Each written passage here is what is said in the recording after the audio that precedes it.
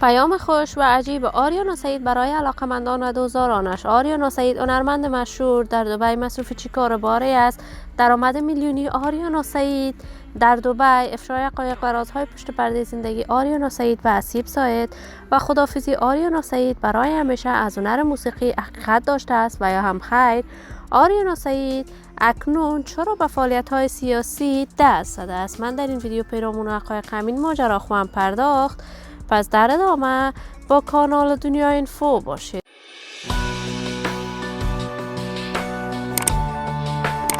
سلام و سلامتی نثار تک تک شما دوستداران و همراهان ارجمند کانال دنیا اینفو. شما را خوش آمدید میگم به یکی دیگر از ویدیوهای جذاب و دیدنی این کانال.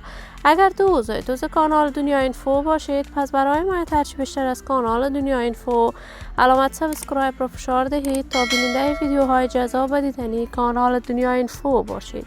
آریانا سعید هنرمند مشهور، چهره شناخته شده، مطرح و محبوب در میان هنرمندان افغانستان است.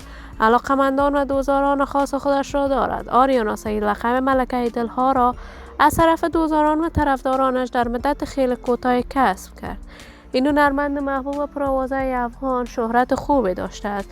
در بزرگترین برنامه‌های موسیقی در افغانستان اجرای وظیفه کرد. آریانا سعید در افغانستان کنسرت‌های متواتر برگزار می‌کرد.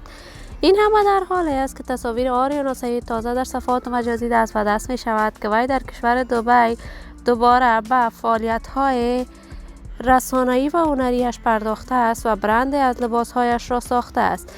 این همه در حالی است که آریانا سعید هنرمند محبوب و یکی از ستاره‌های محبوب پاپ در هنر موسیقی افغانستان در کشور امریکا برای دفاع از حقوق زنان افغانستان نهاد ساخته است و همواره تلاش کرده است تا از طریق برنامه‌های سیاسی برای دوستداران و طرفدارانش خدمت کند.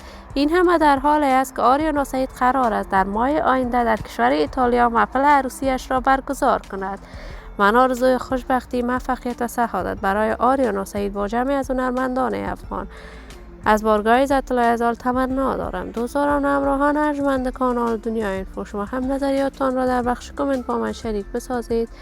این ویدیو را با دوستداران و طرفداران آریانا سعید به اشتراک بگذارید. اگر دوست دارید عضو کانال دنیا اینفو باشید، پس برای حمایت هرچی بیشتر از این کانال علامت سابسکرایب را فشار دهید تا ویدیوهای دیگر کانال من را از دست ندهید. تا درود دیگر، بدرود.